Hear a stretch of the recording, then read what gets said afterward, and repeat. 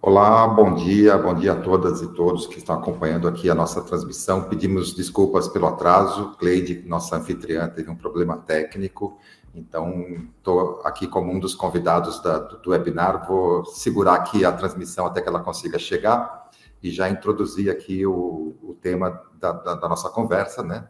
Nós vamos falar sobre comunicação corporativa e o futuro sustentável. Como ESG e mercado de carbono nas empresas deve ser e pode ser tratado nas organizações do ponto de vista da comunicação interna, né?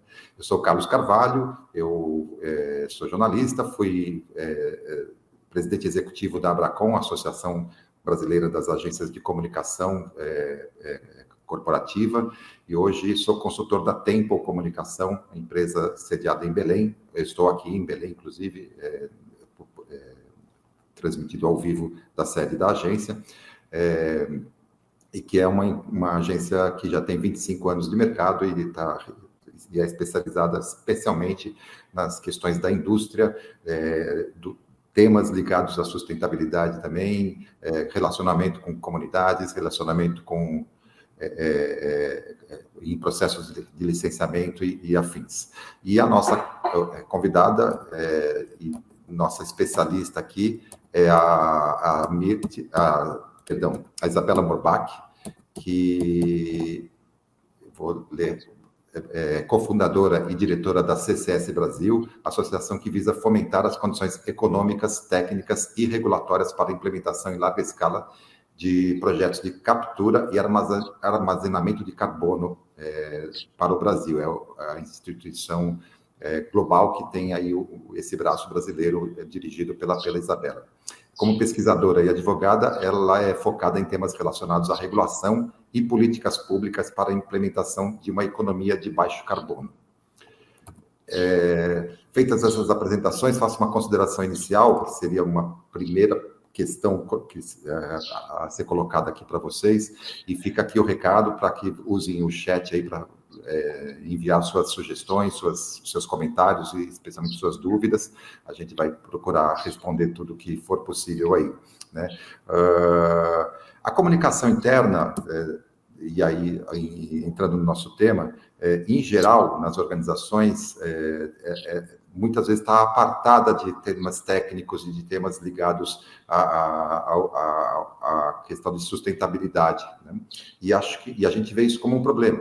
Como especialista, como uma pessoa que acompanha o mercado de comunicação já há mais de 20 anos, quase 30 anos, né, na área de comunicação corporativa, tenho visto que a comunicação interna muitas vezes é tratada como a ponta final de um processo e não como parte do processo estratégico, né? E nessa questão dos temas ligados ao meio ambiente, mudanças climáticas, sustentabilidade e todas as ações ligadas à sigla ESG, também de governança e de meio ambiente, nós temos uma questão, um desafio a ser colocado dentro da comunicação interna, que é o de levar para dentro da organização e compartilhar em tempo real com a organização aquilo que está com os colaboradores, com os funcionários, com todas as áreas das empresas, aquilo que está sendo feito dentro da organização para que ela se ajuste ao mercado, às questões de meio ambiente, que assuma compromissos concretos relativos à neutralização de carbono e todas as ações que hoje as empresas têm que, de alguma forma, se preocupar para que a gente possa cumprir os objetivos globais de redução da temperatura, né, para deter o aumento da temperatura do planeta.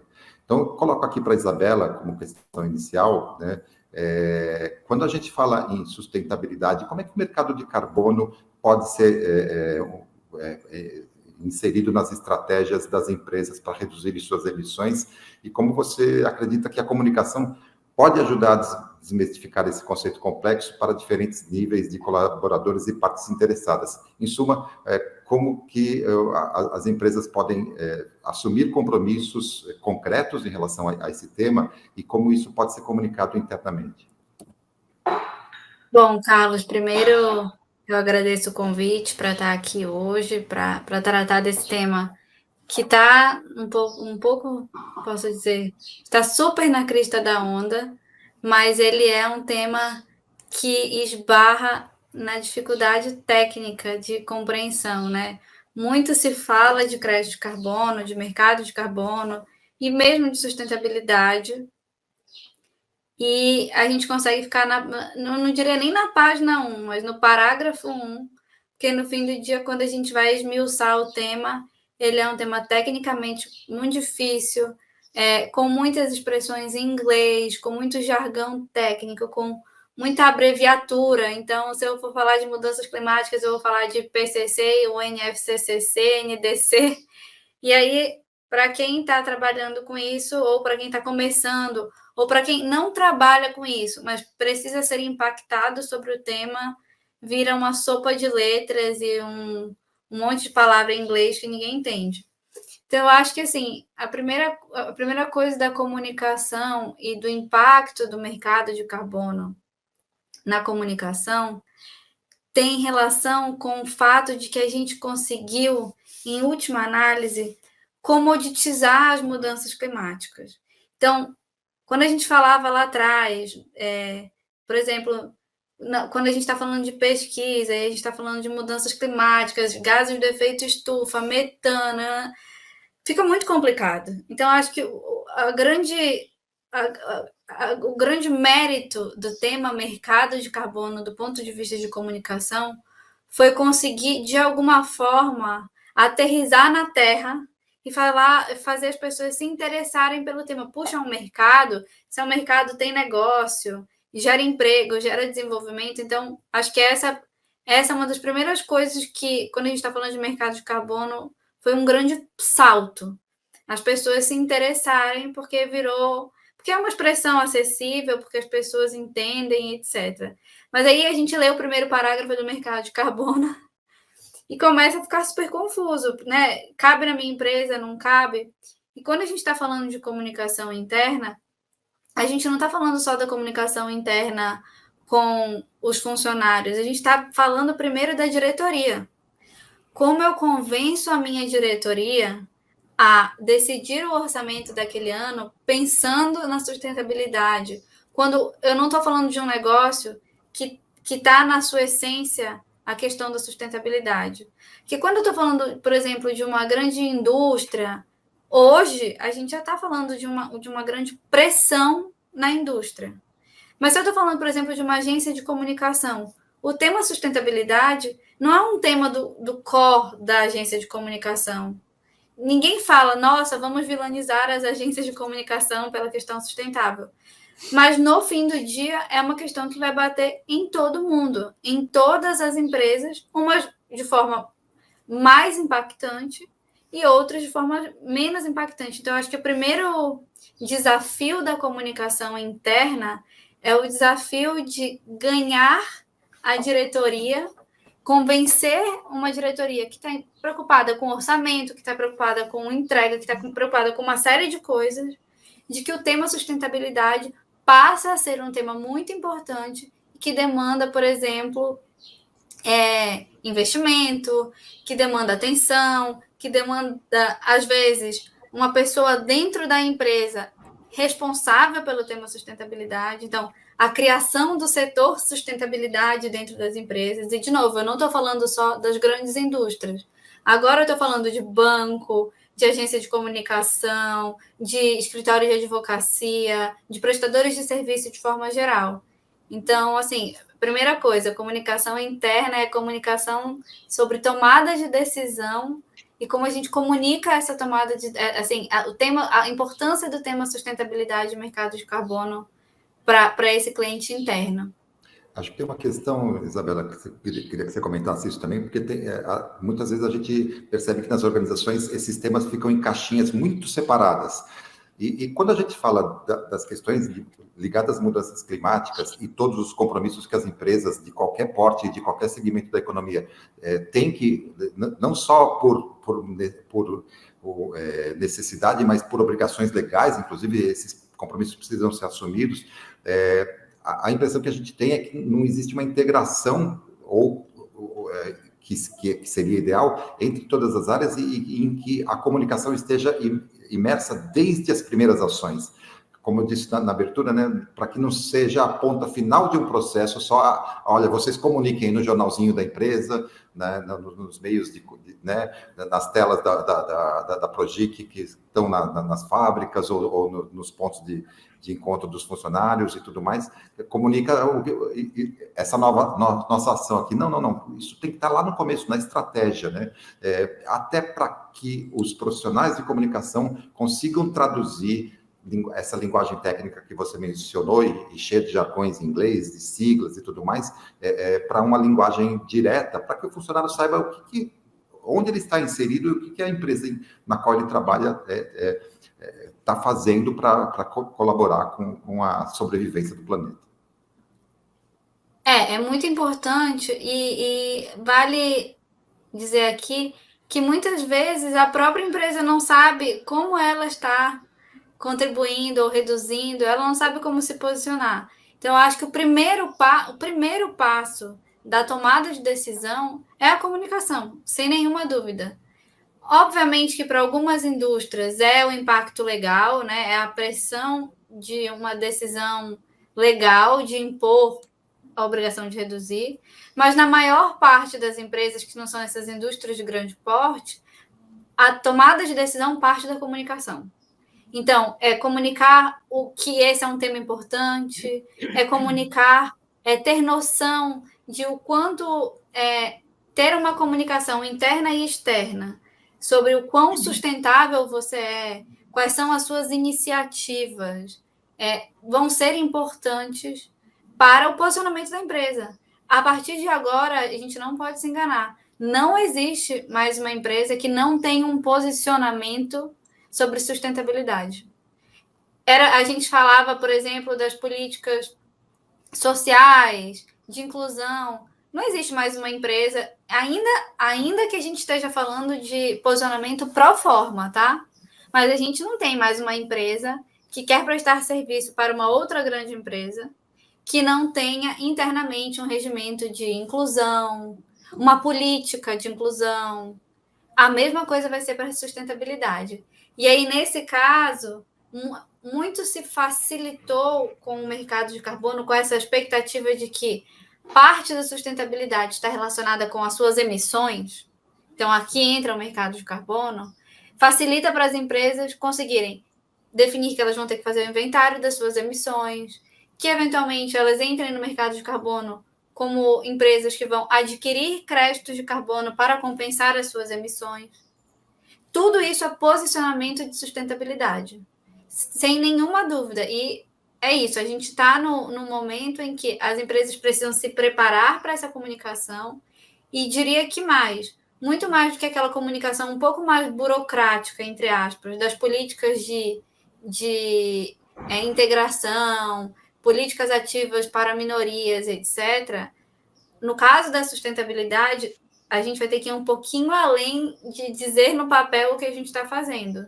Porque eu tenho mecanismos muito claros de mensuração e muito provavelmente isso vai ser cobrado. E vai ser cobrado não só publicamente, como na cadeia de valor.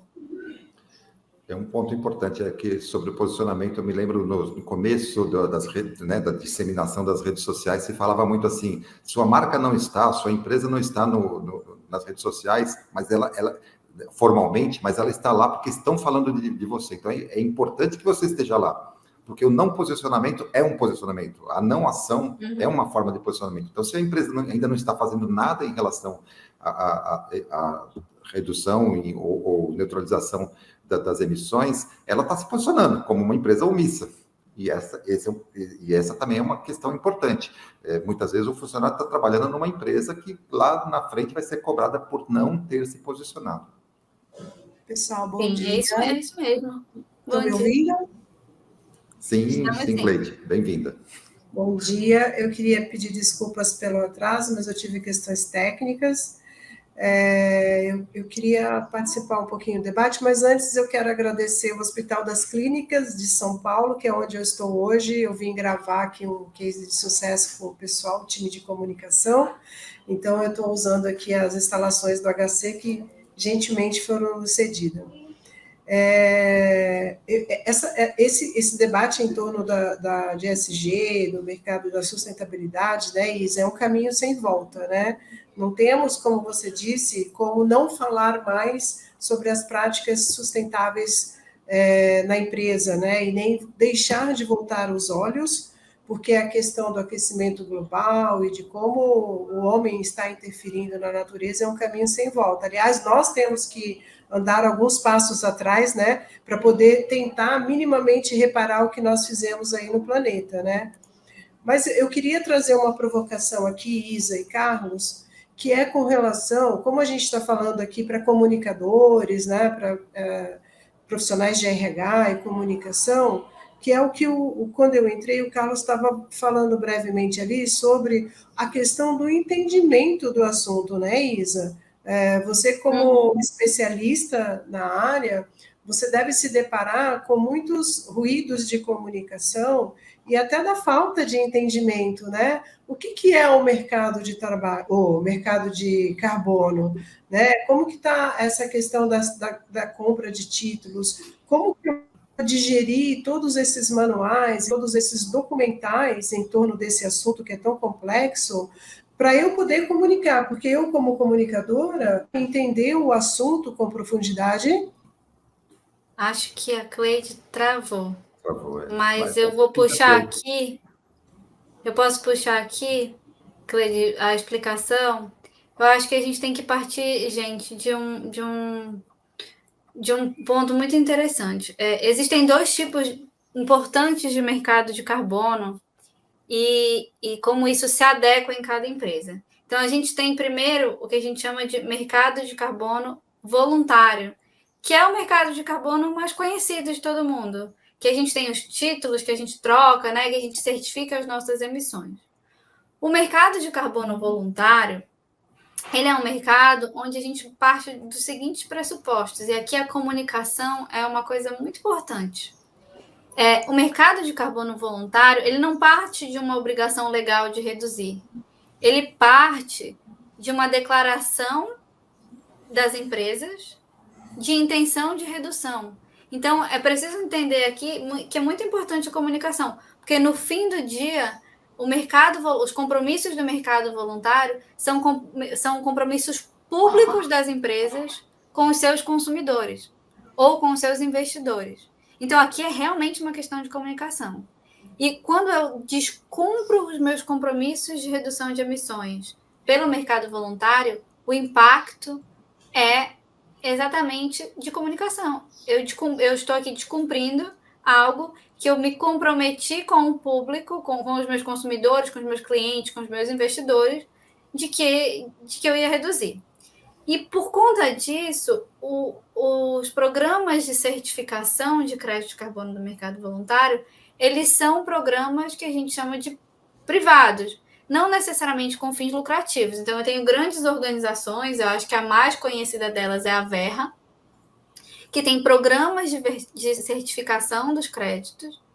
E aí você, empresa, vai até a Verra e submete o seu projeto a uma metodologia e a um processo de certificação dentro da Verra. Ela te dá, ela reconhece ou não reconhece, pede alterações, etc. E a partir dali você emite os seus créditos de carbono no mercado voluntário. Isso aqui simplificando muito. Esses créditos de carbono podem ser de soluções baseadas na natureza, que são os créditos de carbono mais conhecidos no Brasil. Então, de reflorestamento, de restauração florestal, de conservação. E também podem ser de outra natureza. Então, empresas de energia que melhoram o seu processo e reduzem as suas emissões. Ou mesmo indústrias que mudam a sua matriz energética e conseguem reduzir as suas emissões. Todos esses processos podem ser certificados. Então, isso é uma certificação feita em âmbito privado. E aí eu tenho toda uma questão não só do processo de certificação, mas de como a comunicação vai ser importante aqui. Vou dar um exemplo que é muito bom e muito triste ao mesmo tempo, que é um anúncio no jornal britânico dizendo que projetos X de crédito de carbono na Amazônia não estavam dando aquele resultado, eram projetos da Verra, não estavam dando aquele resultado, que aquela quantidade de créditos de carbono que estava ali eram créditos que não tinha sido aquela quantidade, tinha sido como se fosse superfaturado no crédito. O que acontece na sequência dessa publicação do jornal britânico? Era o The Guardian. Imediatamente o valor dos créditos de carbono no mercado voluntário desaba. E ele permanece ali, ele desce, depois ele sobe um pouquinho, mas ele permanece muito abaixo do que ele era há tempos atrás, quando o mercado de carbono estava aquecido e antes dessa notícia. Agora vamos lá, vamos pensar no seguinte desafio. A sua empresa comprou esses créditos de um projeto X, que saiu num grande jornal, que não é um bom projeto. O dia seguinte do desafio da comunicação é como você informa o seu público que você é responsável, que você não tem nenhuma relação com o fato daqueles créditos serem superfaturados. Você comprou um crédito da melhor e mais conhecida certificadora do mercado. Esse é um super desafio de comunicação que vai ser enfrentado aqui, sem nenhuma dúvida, por muitas empresas. Por quê? Porque é preciso compreender que é um processo tão longo que o fato de ter um problema na certificação não joga, a gente não pode jogar o bebê com a água da banheira. A gente não pode dizer que ele é ruim porque eu tenho um projeto ruim. Então, aqui o desafio da comunicação é enorme. Agora, a gente precisa, antes de mais nada, que os profissionais das empresas vão comunicar isso entendam o processo de certificação, né, Cleide? Como você falou, há uma dificuldade real. Então, como é que a gente endereça isso? Hoje, assim, se a gente falasse há um ano atrás, eu não conseguiria nem te indicar um curso. Hoje, a gente tem muitos cursos de preparação sobre o que é o mercado de carbono. Eu, por exemplo, daqui a 10 dias vou dar um curso específico para preparação sobre o que é mercado de carbono. E como especialistas como eu, muitos cursos estão surgindo para essa preparação. A gente já tem hoje, pós em sustentabilidade, que tem módulos específicos de crédito de carbono, de mercado de carbono, né? De redução de emissões. Então, sim, eu acho que é muito importante que as empresas comecem a enxergar que, para que elas comuniquem bem, elas vão ter que ter um profissional dentro das suas empresas que compreenda tecnicamente o que é aquilo. Seja mercado de carbono stricto sensu, seja sustentabilidade como um todo. Porque é isso, eu preciso saber do que eu estou falando para conseguir comunicar bem. Tem uma questão também, Isabela, assim, a gente tem recebido muito aqui na Temple demandas de indústrias, especialmente, interessadas no que vai acontecer daqui a um ano e um mês aqui em Belém, que é a COP30. Enfim, nós temos um momento importante também em que essa discussão sobre o mercado de carbono vai estar muito em evidência, e as empresas têm procurado, tanto a agência quanto a Federação das Indústrias, que vai sediar aqui também a Casa da Indústria durante a COP, mas numa das conversas recentes com uma empresa do setor químico voltado para o agro, eu ouvi uma história muito interessante. Essa empresa disse assim: nós não vamos participar, nós queremos monitorar o que vai acontecer na COP, mas a gente não vai fazer uma apresentação formal, uma presença formal, porque nós não temos ainda maturidade dentro da indústria, porque ainda estamos mapeando as nossas emissões, porque não é um processo simples o mapeamento, e as possibilidades de redução dessas emissões ou de neutralização via mercado de carbono. Acho que essa é uma questão também importante, a sinceridade que as marcas têm que ter em relação ao seu processo de maturidade e de letramento em relação a esses temas. o que não as impede de entrar nesse mercado. Pelo contrário, eles precisam entender esse processo, mas também não podem se precipitar. E a comunicação também tem um papel importante de apontar assim, você vai mesmo comunicar isso sem ter feito estes passos todos até chegar a uma narrativa verdadeira, né, que não seja greenwashing ou coisas semelhantes? É isso mesmo, Carlos. Eu acho que tem um momento em que é melhor você se posicionar e tem um momento em que, se você se posicionar, pode ser um tiro no pé. E, novamente, faz parte da capacidade de estratégia de comunicação dessas indústrias saber se elas estão cumprindo. Porque é isso, é um pouco diferente das políticas relacionadas a políticas sociais, que dificilmente alguém vai te perguntar assim, você pode dar números, mas no caso de sustentabilidade, você vai ser cobrado de dizer, pera, quais são as suas iniciativas? Você está colocando elas em prática? Então, eu acho que a COP tem um desafio muito importante para todo mundo, mesmo quem vai à COP como empresa, mas as empresas que estarão no Brasil, porque elas estarão sob holofote. Então, quais são as indústrias brasileiras? Como elas se posicionam? Quando se posicionar? Quando fazer uma campanha de comunicação do posicionamento de sustentabilidade da sua empresa, né, dessas grandes indústrias.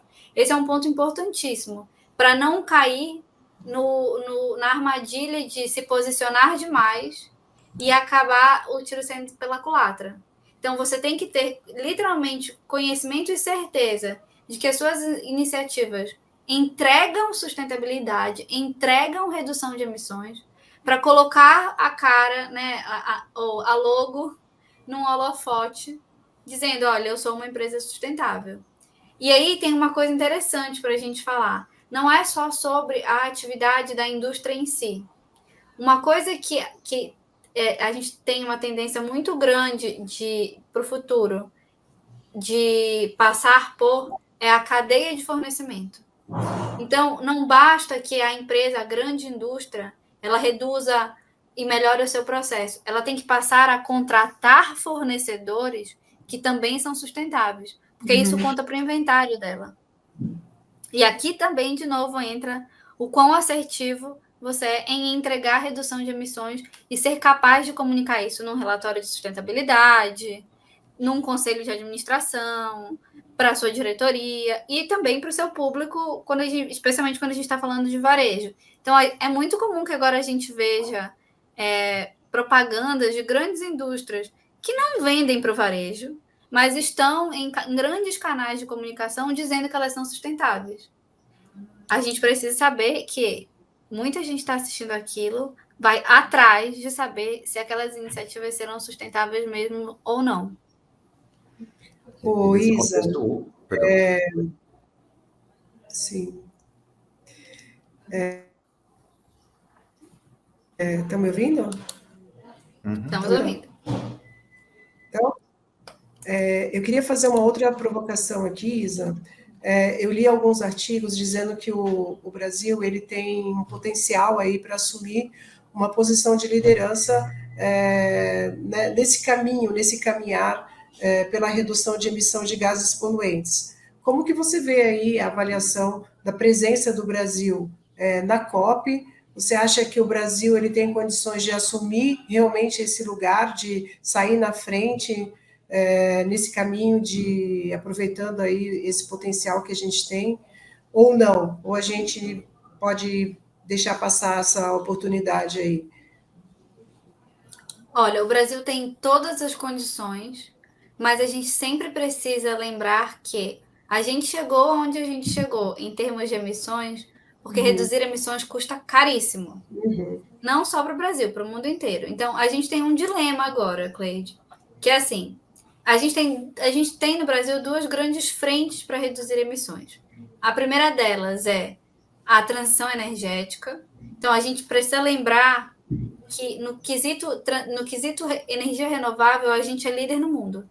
Então, a gente já fez boa parte da nossa transição, mas a gente ainda tem um espaço para fazer, e mais do que fazer a nossa transição, nós podemos ser exportadores de combustível de baixa emissão.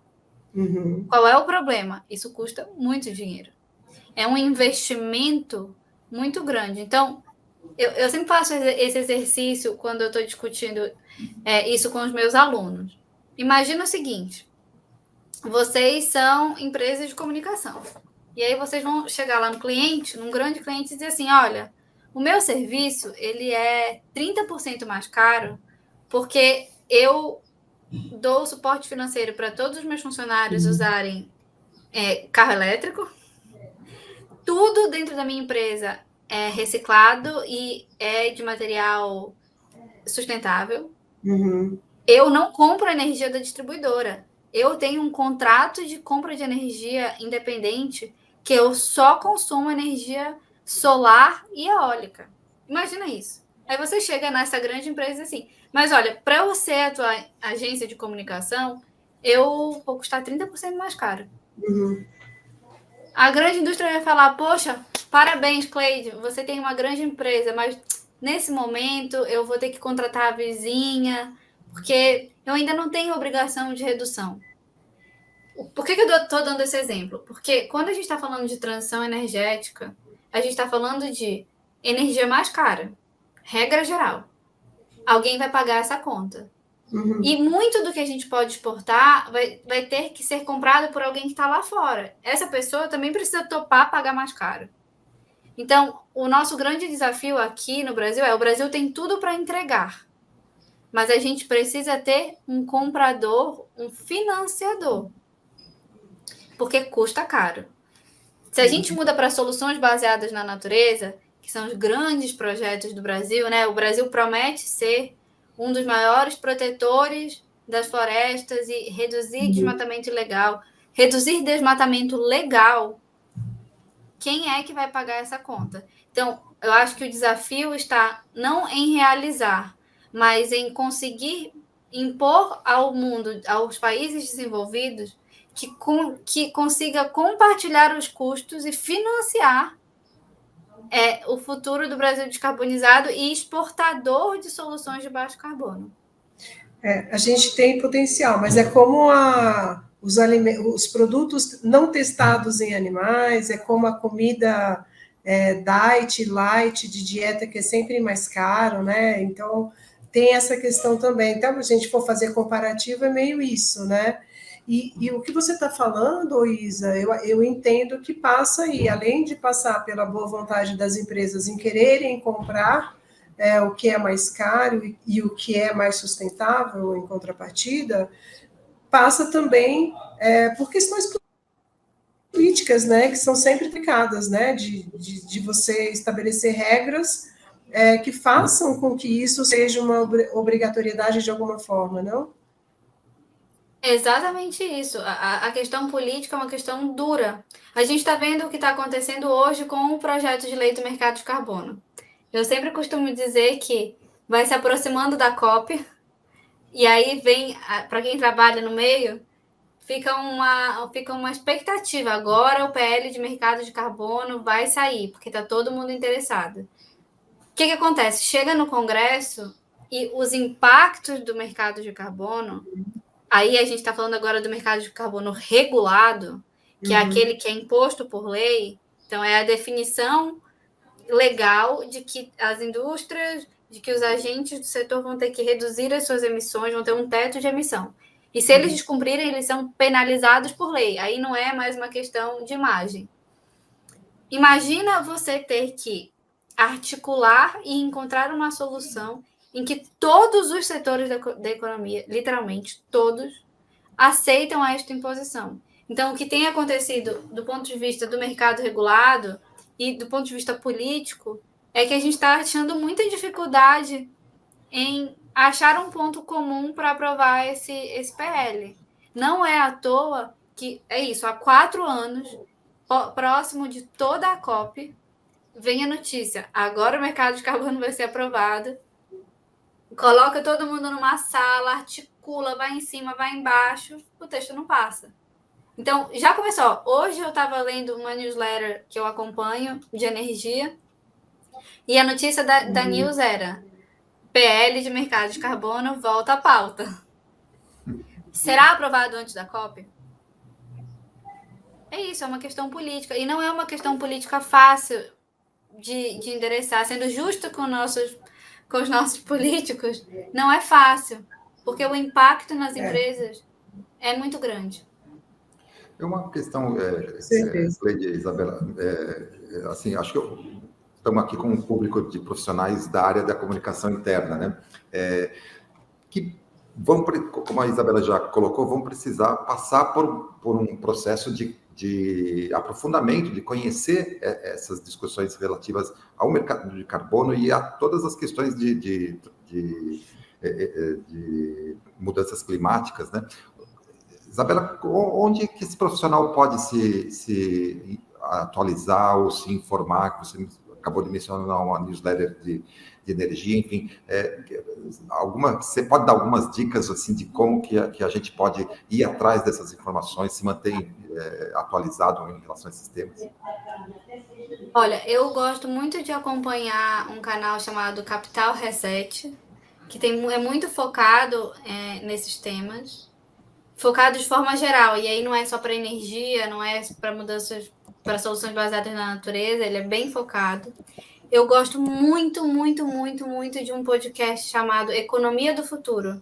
Embora ele não tenha nada de mudanças climáticas no nome, a Melina, que é a apresentadora, ela é uma brasileira que mora em Berlim e ela faz uma curadoria e traz os convidados para explicar coisas super difíceis e que estão na crista da onda. Então, tem um episódio muito interessante, por exemplo, que é um tema, entre outras coisas, de comunicação, sobre a nova diretriz da União Europeia sobre o tracking das biomassas, o reflorestamento, que pode impactar no Brasil, gente, nas exportações brasileiras loucamente. Aí ela traz os convidados explicam numa linguagem super acessível, temas super técnicos. A Economia do Futuro, eu acho que é hoje o melhor podcast que trata de temas relacionados a mudanças climáticas. Tem episódio de mercado de carbono, tem episódio de soluções baseadas na natureza, tem de tudo, é muito interessante. Capital Reset, eu leio muito a agência Eixos, que é uma agência relacionada à energia, e ela trata muito de transição energética. E tem muito, acho que hoje, que a gente tem uma coisa muito interessante acontecendo, que são os grandes relatórios de organizações tipo Banco Mundial, tipo IFC, tipo organizações como TNC, que produzem material para que as pessoas entendam, relatórios que têm um caráter técnico, mas que são acessíveis. Mas acho que essas são, assim, de forma geral. E eu acho que tem muito curso livre de mercado de carbono. Tem uma organização chamada La Clima, que é uma organização mais voltada para advogados. Mas eles produzem muito material, eu faço parte dessa organização, eles produzem muito, muito, muito material interessante sobre mudanças climáticas, também muito acessível. Ou seja, a informação não falta, né? É só ir atrás delas enfim, sistematizar esse conhecimento. Mas, como também falou a Cleide, né? Acho que é importante que como você ressaltou, cada empresa se prepare concretamente do ponto de vista da comunicação para ter especialistas, para ter pessoas que se aprofundem nesse tema e saibam fazer essa tradução da linguagem complexa da ciência e da legislação para entrar no público interno, para chegar no público interno e falar, olha, nossa empresa está fazendo isso e isto é importante por causa deste objetivo final. Sim. Gente, perfeito, Carlos. Eu quero aproveitar o último, então, bem pertinente, por sinal. Obrigada, John. Ele pergunta aqui... Boa, a Cleide travou, mas estou lendo aqui a pergunta. Desculpe se for muito básico, mas o mercado de crédito de carbono também é viável para médias indústrias com cerca de 400 colaboradores ou apenas para grandes empresas? John, essa é uma pergunta muito, muito boa, porque é muito curioso como eu recebo contato no meu LinkedIn. Eu tenho uma floresta, eu tenho uma fazenda de 100 hectares, eu posso fazer crédito de carbono? Me ajuda? E, infelizmente, a resposta é: o custo hoje da certificação não é barato. Não é um processo é um processo bastante complexo, né? A estruturação de um projeto. Agora, não dá para eu dizer se uma empresa com 400 colaboradores pode ou não. O que a gente precisa olhar, John, é qual é a atividade dela. Então, vou te dar um exemplo. Se essa empresa for uma produtora de etanol, provavelmente ela tem muito menos do que 400 colaboradores, mas ela tem muito potencial para capturar CO2. Um projeto de reflorestamento que gera muito crédito de carbono, ela não necessariamente tem 400 colaboradores. O que vai ser importante ali é o tamanho da área, o número de hectares que a área tem, a natureza do reflorestamento, se é restauração, se é reflorestamento, se é desmatamento evitado, enfim. Então, não está muito relacionada ao número de colaboradores. Mas não é um processo, e isso é importante que fique claro, não é um processo barato. Então, hoje, e essa é uma coisa que vai ser muito importante a partir da definição do PL de mercado de carbono brasileiro. As certificadoras são todas estrangeiras. As taxas são todas em dólar. Eu sei que tem uma nova certificadora no Brasil, mas vejam aqui, de novo, a comunicação. Quem compra o crédito está preocupado com a credibilidade do crédito.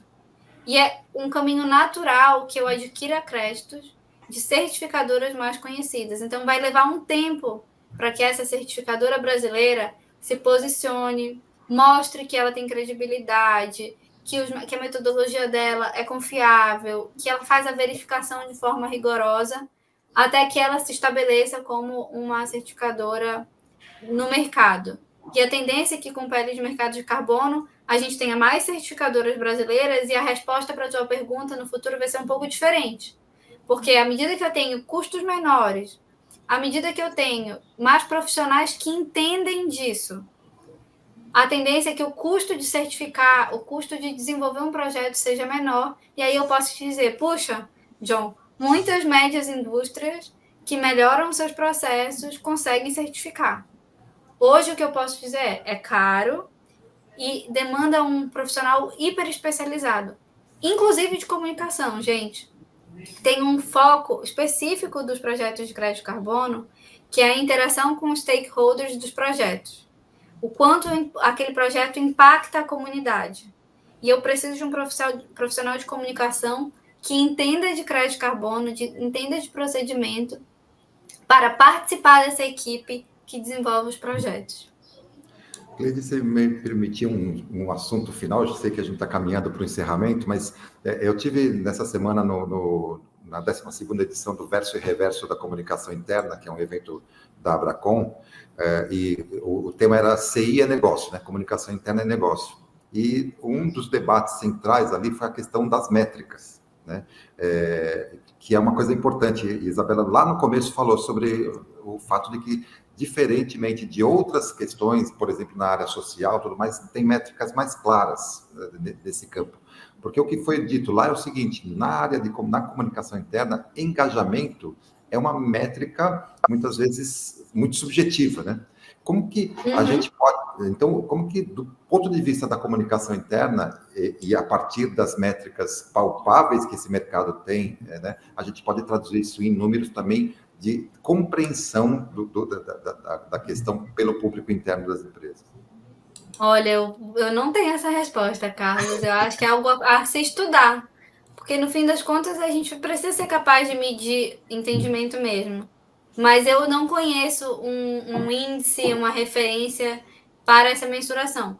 O que eu sei é que, em termos de projetos de crédito de carbono, esse é um dos grandes gargalos e já tem algumas metodologias desenvolvidas para engajamento de stakeholders. Mas não é tão simples, porque você precisa, inclusive, conseguir mensurar o porquê que essa pessoa é impactada e outra pessoa não é impactada pelo projeto. Então, tem, assim, muitos desafios para a gente desenvolver ainda, e essa métrica é um desses desafios, creio eu. Que acho que é um desafio desta comunidade aqui, de profissionais de comunicação interna, né, Cleide? Acho que ela travou de novo. Oi, Cleide? Oi. Não, é um Cleide... desafio. Eu tô que nem aquela menina. Hoje eu estou que nem a menina do meme lá da pandemia, que ela falava que gravava, que ia apresentar o trabalho. Acontece. Mas eu acho que é um Mas, desafio da comunicação interna como um todo, mas nesse campo, é um desafio da nossa comunidade de profissionais da comunicação interna, de irmos atrás dessas métricas, por meio de pesquisa, por meio de ferramentas que existem, mas que tornem a mensuração dos resultados mais palpável aos olhos de investidores, do CEO, do C-level das empresas. eu acho que é um tema tão importante, se vocês me permitem dizer, que eu acho que, apesar de ser um tema muito urgente, ainda tem muito pouco entendimento sobre essa área de ESG, sustentabilidade, que envolve sustentabilidade, mercado de carbono. Isso ainda é um bicho-papão para muita gente. Eu acho que nós, como cidadãos, né, de um mundo que está sendo seriamente atingido por nossas práticas mesmo daninhas, precisamos estudar e precisamos entender o que nós, como pessoas, podemos fazer dentro de casa e levar no dia a dia de nossas empresas. Eu acho que o caminho é voltar alguns passos atrás, como eu falei no começo, e entender o que está acontecendo, entender o que nós fizemos aí no mundo para poder repassar isso dentro das nossas empresas e ver como que a gente pode melhorar no dia a dia e de uma maneira muito urgente, né? E reforçando aqui o recado da equipe da Progic, o próximo webinar vai ser justamente sobre mensuração. Então, fiquemos atentos. Isso aí. Gente, a gente chegou ao final agora, a gente começou um pouquinho atrasado, eu peço desculpas novamente, mas foi por uma boa causa. Questões técnicas são inevitáveis, mas Isa, muito obrigada, você fala de uma forma muito didática, eu acho que deu para esclarecer algumas dúvidas. Se tivermos aí quórum, a gente pode fazer uma segunda edição desse webinar, sabe, Carlos? Para poder trazer questões mais aprofundadas, mas eu agradeço a Isa, agradeço o Carlos aí pela participação. Tecnologia não colaborou com a Cleidiologia. Mas, assim, para todos que estão e todas que estão nos assistindo, acho que nós temos pela frente aí um momento, que é a COP30 chegando, que eu reputo como semelhante a Rio 92 no Brasil, né? Quando a Rio 92 foi realizada lá em quase 30 anos atrás, mais de 30 anos atrás, ela trouxe para o Brasil, de uma maneira ampla, a questão ambiental, né? Até então se falava timidamente em ecologia, em preservação de árvores e tudo mais. Ela trouxe a questão concreta do ponto de vista dos desafios globais para isso. E acho que a COP30 vai ser um momento também em que os temas ligados as questões climáticas vão ter uma ampla divulgação, né? E cabe a nós, da comunidade da comunicação, fazer desses temas algo mais claro e mais palpável para a vida das pessoas que estão sofrendo os efeitos disso nas enchentes, nas secas, enfim, nos eventos climáticos extremos que a gente tem vivido em todas as regiões do país. Bom, gente, bom dia. E se alguém quiser informação, pode me procurar, eu fico à disposição para conversar e para trocar ideia. Obrigada, Carlos, pelo convite. Obrigada, Progic. Valeu.